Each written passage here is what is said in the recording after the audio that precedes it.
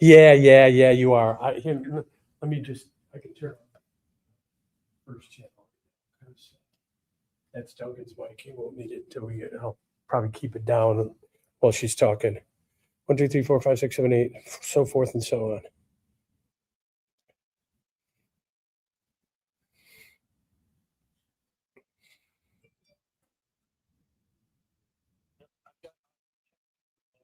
Yep. Is it low? Yeah, it's.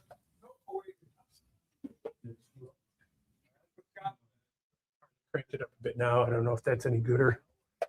1, 2, 3, 4, 5, 6, 7, 8, 9, 10, so forth and so on. Hey. Hello. They're waiting. Yeah. All right. Good deal. Yeah, and I'll check the level when she starts talking. All right. Thanks, Aaron. Bye.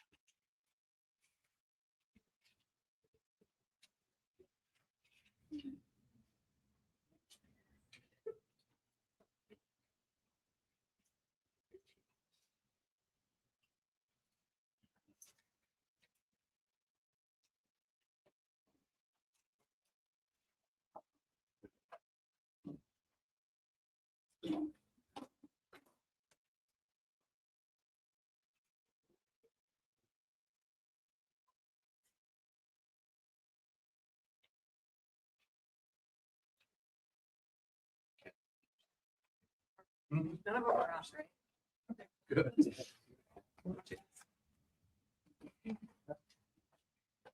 How's it going? Good. Morning, everybody. Morning. Okay, so how are we going to do the audio here? Do you want me to mic up for anybody or We we got got eights right mics? here. You're all set? Give me 2. You tell me when you're ready. Yep, I'll wait. Thank you.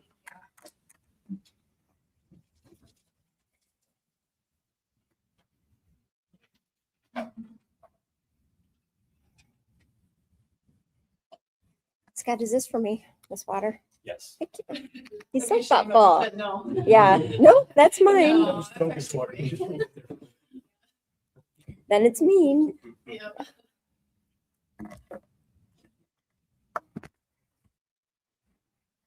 And we can do a sound test prior to if you guys need to make sure your audio is working.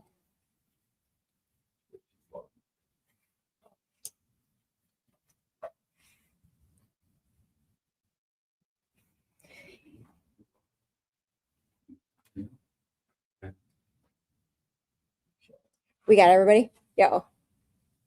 I'm good to go. Okay.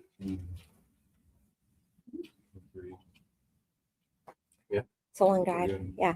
All approved. All right.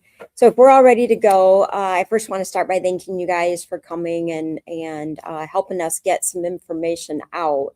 The reason we've asked you to be here today is we are looking for tips into what we believe was the 2021 murder of Leo Whitehead.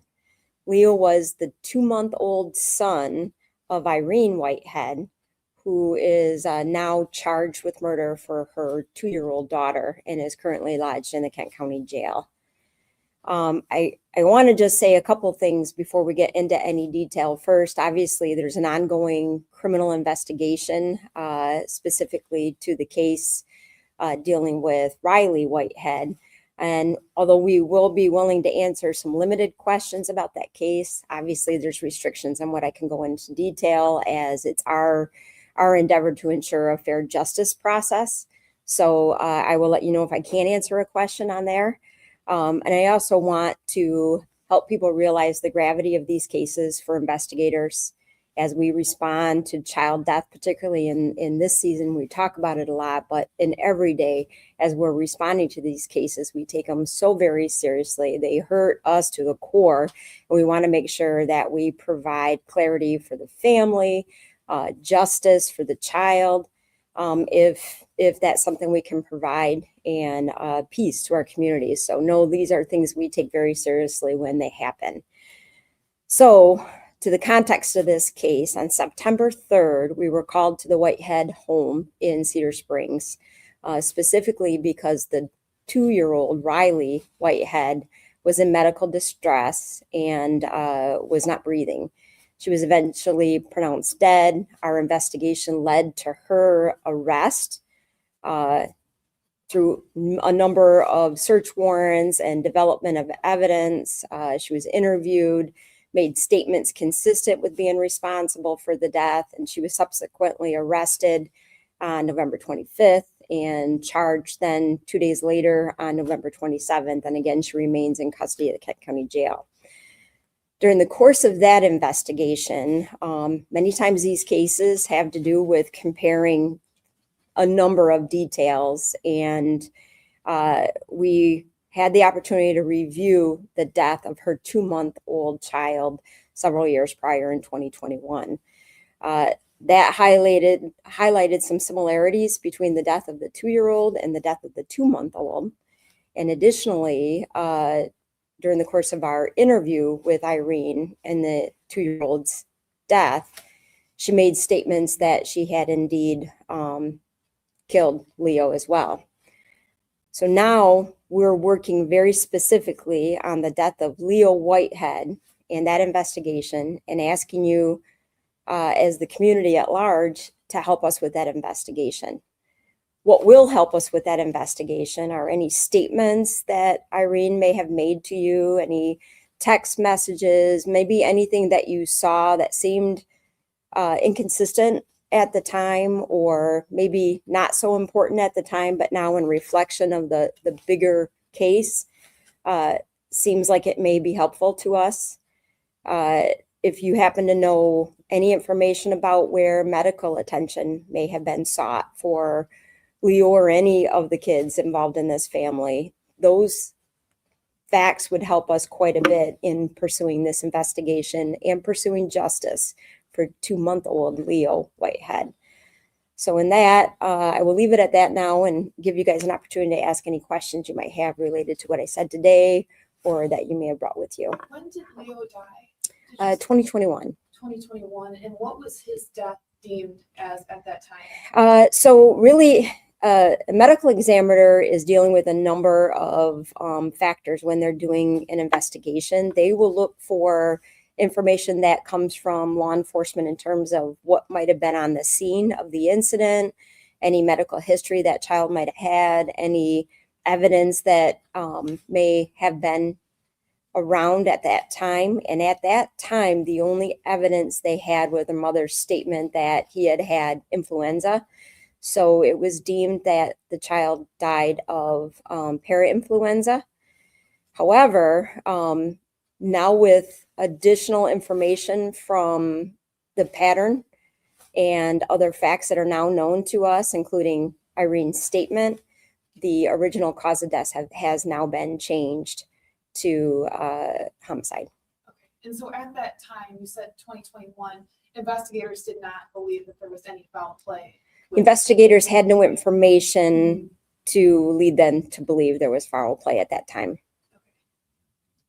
Was the mother taken into custody at that time for questioning? In 2021, although there was a full investigation, just like there would be in any other case, there was no information highlighted that would have led to probable cause to establish her being taken into custody and then subsequently charged. So none of that was done in 2021.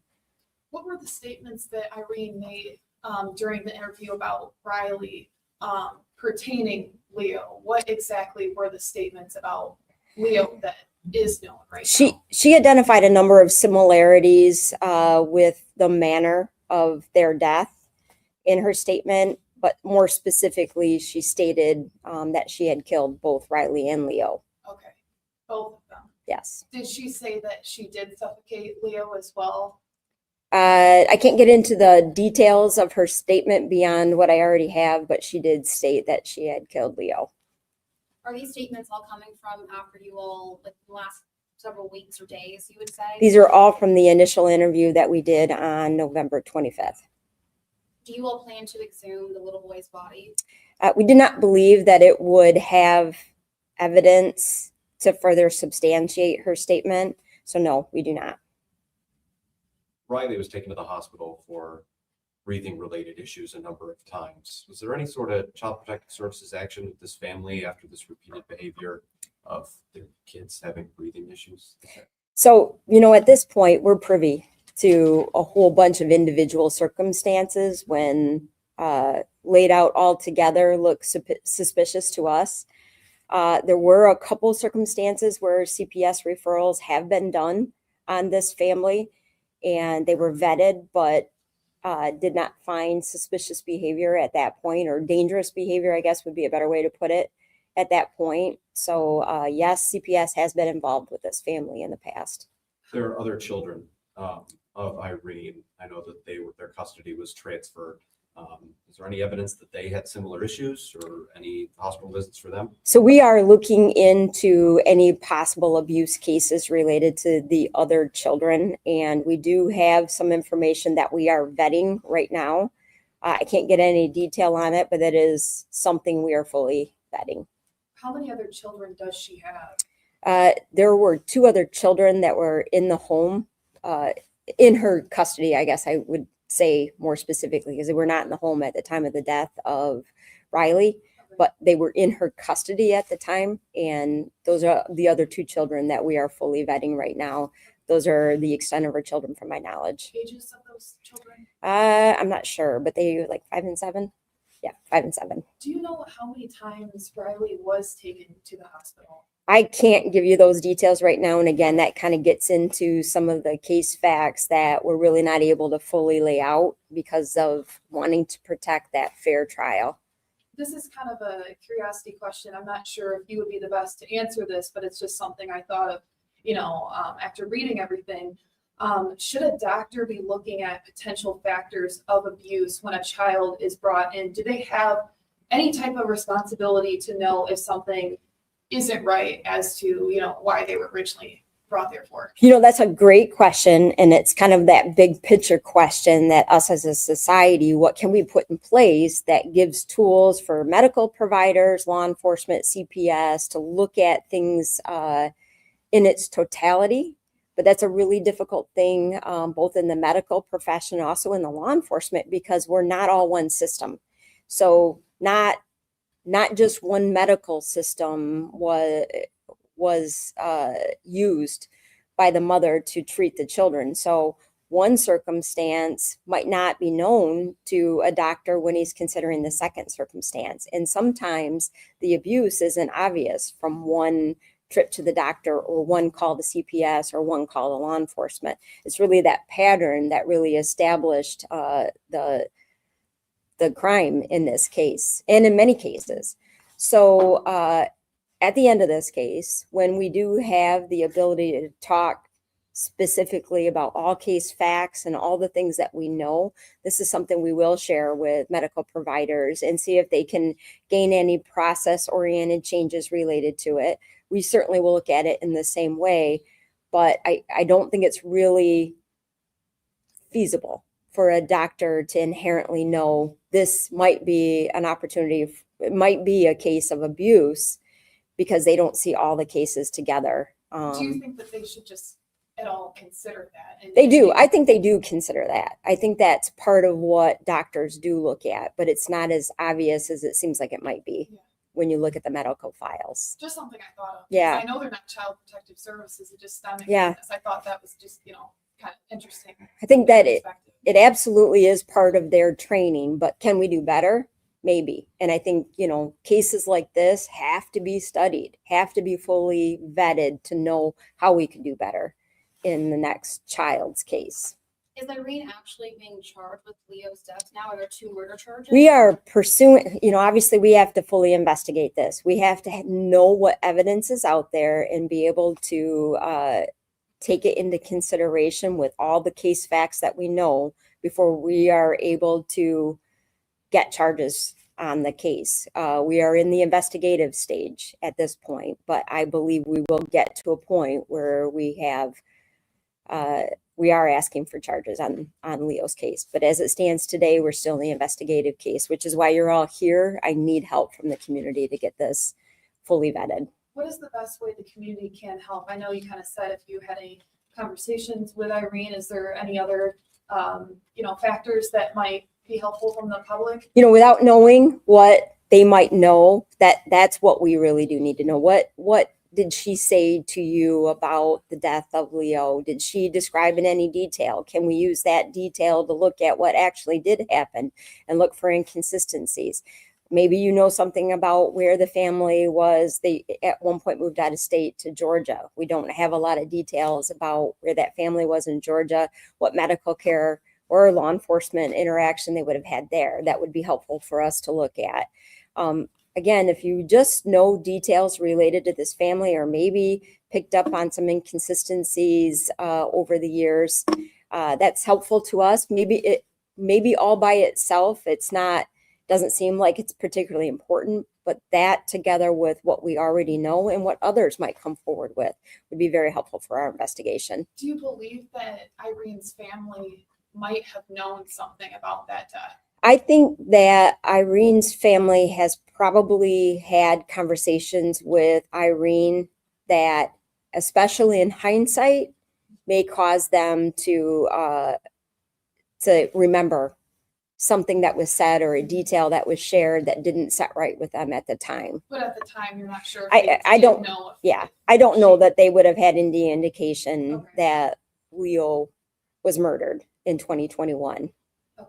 If Irene verbally told you all that she did commit this crime, why is more details needed? Is it just kind of to build the case? It is to or- build the case. Yeah. And then it's fair to say you guys are in the investigating kind of stages, but it's fair to say considering murder charges potentially for the Absolutely. death? Absolutely. That's Okay. what we believe would be warranted in this case, knowing what we know right now. But again, having additional facts come forward may change that perspective one way or the other, but we believe it'll help us build the case for additional charges What's relative to next Leo. For Irene, what are the next few days, weeks look like for you guys in this investigation? So she is actively moving through the justice process on the case that's already there. And we are working closely with the prosecutor's office to get their case ready for the justice process itself. And, obviously, as you know, that's a very long process. So that will be unfolding over the next months for sure. And she remains where? She remains in custody here at the Kent County Jail, and she will until the case is fully prosecuted. It sounds like there was some records and Apple accounts and different things like that. Did Irene take a video of her attempting to suffocate Ryleigh at all during any of those times or the last time that led to the death? So I can't get into any detail Sure. of that. Yeah, I understand. You mentioned the toll that these kind of child death investigations take. It's a story I'm having trouble stomaching telling. Yeah, I'm TV, sure. To be frank, what good can come of this at the end of the day? It's hard to even think in the manner of what good can come out of it, right? Because this is just an awful, awful case of children that were, killed. So that's hard to think about the good that come out of it. However, our roles in the community, your roles in the community, my role in the community, is to have people understand that this kind of thing can happen. And if you find yourself uneasy about the way a child's being treated or the story the mom's telling about what the child's going through, it might warrant getting some help on it. That, when you don't even allow it to enter into your mind that these things are possible, you allow yourself to talk yourself out of thinking, being suspicious yourself. And so I would say maybe listen to that little voice inside of your head would be one thing. Two, I do think there's lessons to be learned for how systematically we can respond to cases that are happening at the time. Medical, law enforcement, CPS, and I think the gravity of these cases when evaluating those system approaches have big impacts over time. So this is something we do every time we have a case that is kind of a little different than the last case. What can we learn from it? What could we do better? How could we account for that in the interview, in the search warrants that we get, or how we review a case? And I think that is something that over time has a huge positive impact on the way we respond. I was just gonna say, how many cases like this have you gotten in Kent County? Is this rare? Have you gotten many child deaths like this? It does happen that a mother would be responsible for the death of their child. It does happen. I'd say it's happened a number of times in my career, but something so deliberate and over time, I've never seen anything like this in my entire career. Nationally, we know this has happened in other places. We actually have been in contact with other places who've worked through cases like this, and they aided us in our investigation and how to pursue it once we started to realize the evidence was pointing to Irene acting deliberately in this case. We started to look for other cases, and we were able to find other cases, but it's incredibly rare.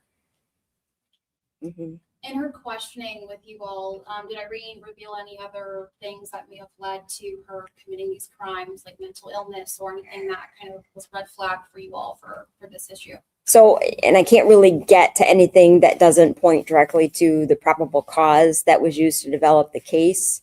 So I really can't answer your question. What's the contact info? Where should people send their? We are silent observer is always a possibility. You can call the Kent County Sheriff's Office investigative unit.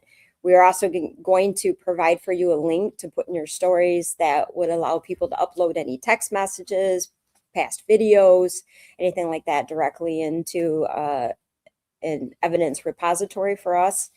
And if you have any other questions, additionally, we're going to post that information to our Facebook account for the Kent County Sheriff's Office. So if somebody wants to look for it later, they would already be there. And again, we appreciate any help you can give us, or any help the community can give us to bring justice for Leo Whitehead. You might have said this, but where are the other kids right now? They are in custody of their natural fathers. Their fathers. Their fathers. Okay.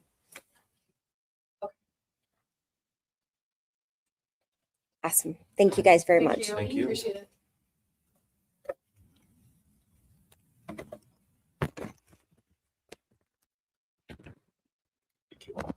Thank you.